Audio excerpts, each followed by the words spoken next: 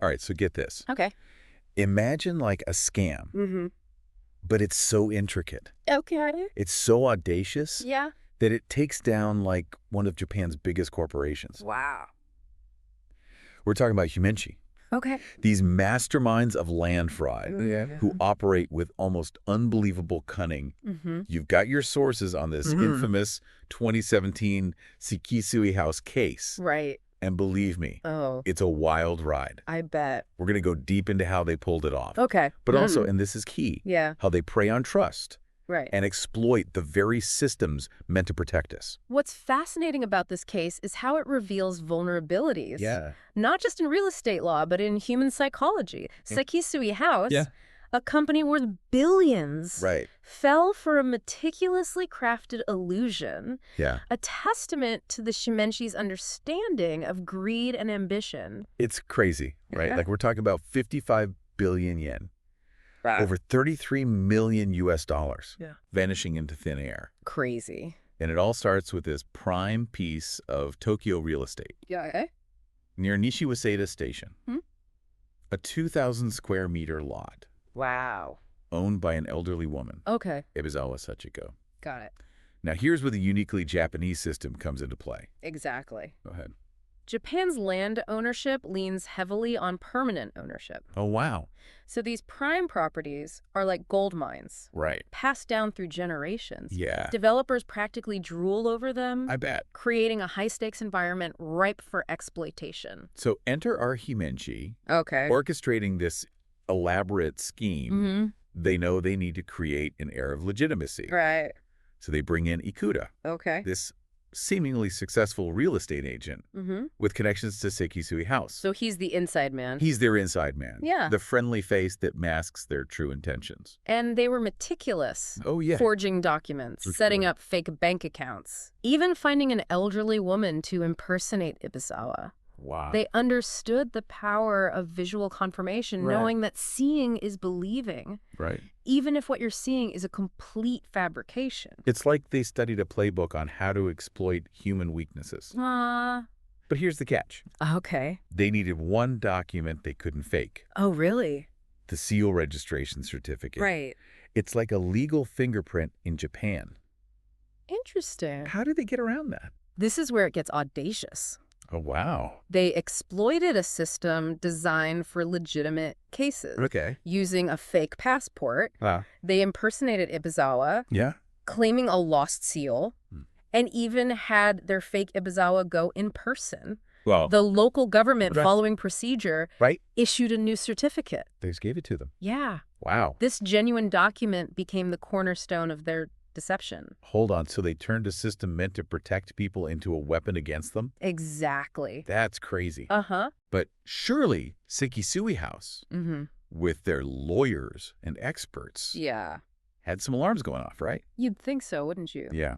And there were whispers, warnings from other firms about Ikuta, but Sekisui House, Yeah. blinded by the potential of this deal, Right. dismissed them as jealous competitors. They didn't believe him. No. Wow. They fell victim to what psychologists call confirmation bias, seeking information that confirmed their desire to believe this was legitimate. So they ignored the red flags because they wanted to believe. Exactly. Wow. Yeah. But what about meeting the real Ibizawa? Right. Wouldn't that have blown the whole thing wide open? Absolutely. Yeah. And that's another layer of the Himenchi's manipulation. Okay.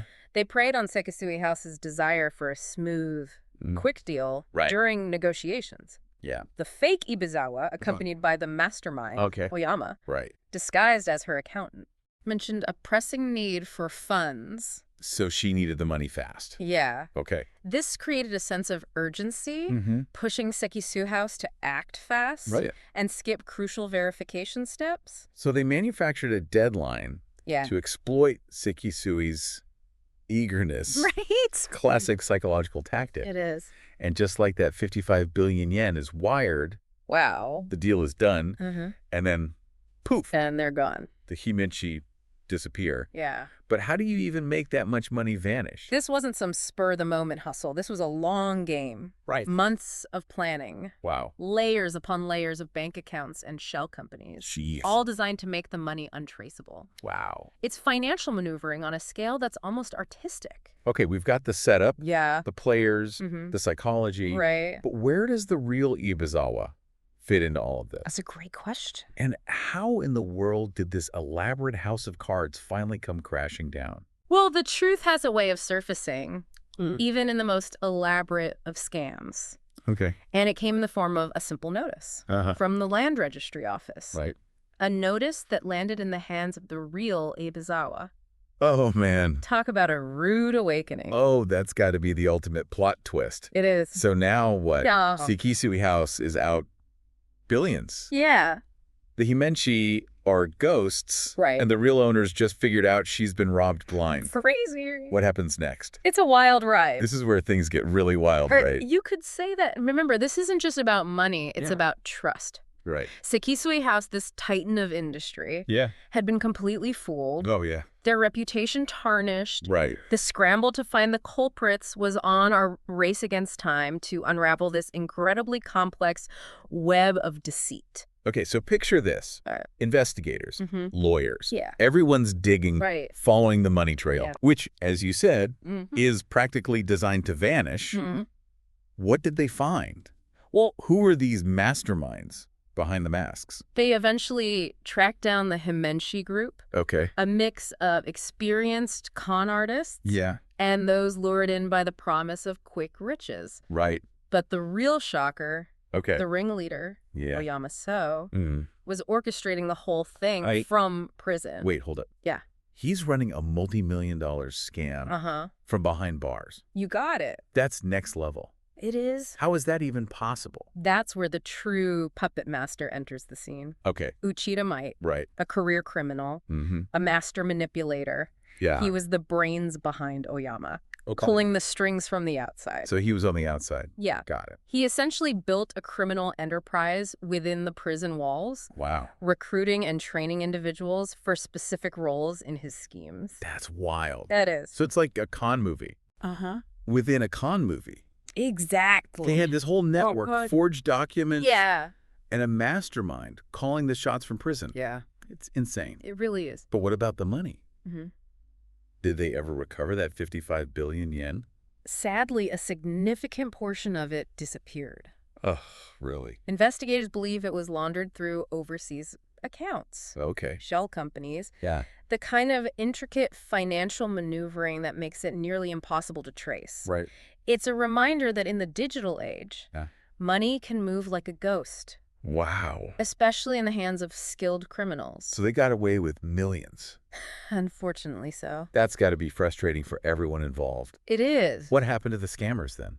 Well, Did they face any consequences? oh, absolutely. Okay. Justice wasn't completely blind in this case. Right. The entire Himenchi group, including Oyama and Uchida, Okay. were arrested and charged with fraud and forgery. Oyama received an 11-year sentence, Okay. while Uchida, the true mastermind, got 12 years behind bars. That's a long time. It is.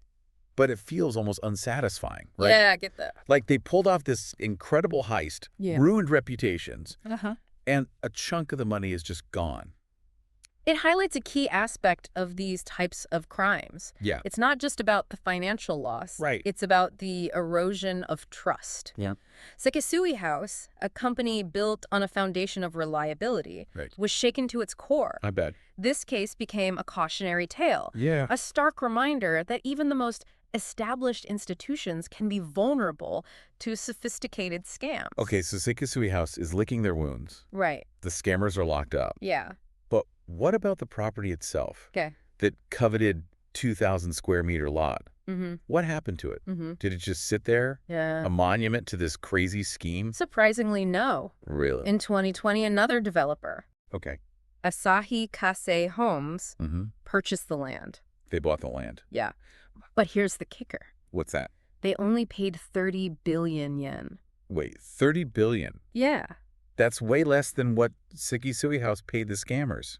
It is. Why the price drop? Did the scandal taint the land somehow? It's a combination of factors. Okay. The Tokyo real estate market had cooled down, Right. particularly after the pandemic. Right. Plus, the property now carried this baggage, Yeah. a history of fraud. Uh-huh. Some developers were likely hesitant, Right. seeing it as a risk. It's like the land itself became a victim. Yeah, Its value diminished by the shadow of the scam. right. But Sekisui Homes took a chance on it. They did. What did they do with the property? They built a 30-story high-rise apartment building, Oh, wow. the Atlas Tower Nishiwaseda. Okay. And get this, What's that? the unit sold out almost immediately. Wow. So someone finally profited from this prime piece of real estate. Yep. But this whole story, Right. it's more than just a real estate scam, isn't it? No, it's not. What are the bigger lessons here? Well, Especially for our listener. this case goes beyond property lines. Okay. It exposes vulnerabilities in our systems, yes. Right. But more importantly, Okay. it highlights the psychology of deception. Yeah. The Himenchi understood human desires. Right. Greed, Mm-hmm. ambition, the desire for a good deal. Right. And they weaponized them. They used it against them. They did. Wow. They played on Sekisui House's trust, Yeah. their reputation, their Right. very identity as a trustworthy institution. It's like they hacked into the human operating system, finding the back doors to our decision-making process. Exactly. But what can we learn from this? Well, How do we protect ourselves from falling for these kinds of elaborate schemes? it starts with awareness. Okay. The Himenchi thrived on exploiting cultural norms, Yeah. like the respect for elders and authority, Right. and the tendency to trust those who appear successful. That makes sense. We have to be raised to question, Yeah. to dig deeper, Mm-hmm. even when dealing with seemingly reputable individuals or institutions. You're right. It's so easy to get caught up in the excitement Yeah, of a deal or the charisma of a salesperson. definitely. But this case screams due diligence. Yeah. What are some practical steps? Yeah. Things we can actually do Mm-hmm. to protect ourselves? First and foremost, Yeah. never underestimate the power of verification. Sorry. If a deal seems too good to be true, Right. it probably is. Yeah. Don't be afraid to ask for proof, Right. to check documents, Mhm. to consult with independent experts. Okay. Remember, a legitimate business will welcome scrutiny, That's true. while a scammer will try to rush you Yeah. or pressure you into making a decision. So it's about slowing down, Yeah. taking a step back, Uh-huh. and really examining the details. Exactly. And not just for big real estate deals, right? This applies to all sorts of transactions. Yeah. Even online purchases or Right. investment opportunities. Absolutely. Okay. The principles are universal. Right. Look for inconsistencies. Yeah. Red flags, Uh-huh. anything that seems off. Okay. And if your gut feeling is screaming, danger, Yeah. listen to it. Right. Intuition is often our first line of defense. That's such a good point. We often dismiss those gut feelings. Yeah. But they're usually based on something, some subtle cue we might not even be consciously aware of. Exactly. Right. And another crucial aspect is staying informed. Okay. Scammers are constantly evolving their tactics, Right. using technology and social engineering to create even more convincing illusions. Seasons. By staying up to date on the latest scams and fraud techniques, Okay. we can better equip ourselves to recognize and avoid them. So it's like a constant learning process. Yeah. A mental arms race against these ever-evolving con artists. Precisely. Wow. Knowledge is power. And in this case, knowledge can be the difference between falling victim to a scam Right. and safeguarding your assets and your peace of mind. I've got to say, this whole deep dive has been a real eye-opener. Yeah. It's one thing to read about these scams in the news, Mm-hmm. but to really break it down, Yeah. to see the psychology and the meticulous planning involved, Right. it's almost impressive It is. in a twisted kind of way. The Himenchi, despite their criminal intent, Right. were masters of manipulation. Yeah. Exploiting not only legal loopholes, but also human weaknesses. Yeah. But as we've discussed, Mhm. understanding their tactics is the first step to protecting ourselves. So as we wrap up this deep dive into the world of Himenchi, Yeah. what's the one key takeaway you want our listener to walk away with? Trust but verify. In an increasingly complex world where information can be manipulated and appearances can be deceiving, Right. it's crucial to remain vigilant, Yeah. to question assumptions, and to never let our guard down completely. Okay. Remember, knowledge Yeah. awareness, Right. and a healthy dose of skepticism Uh-huh. are our best defenses against those who seek to exploit our trust. Well said. Thank you. This has been such a fascinating, Yeah. albeit slightly unnerving, Yeah. journey into the underbelly of real estate fraud. It has. Thanks for guiding us through this labyrinth of deception. It was my pleasure. And to our listener, Yeah. thanks for joining us on this deep dive. We hope you found it informative, Yeah. insightful, and maybe even a little bit empowering. Hopefully so. Stay curious, Yeah. stay vigilant, Yeah. and until next time, keep diving deep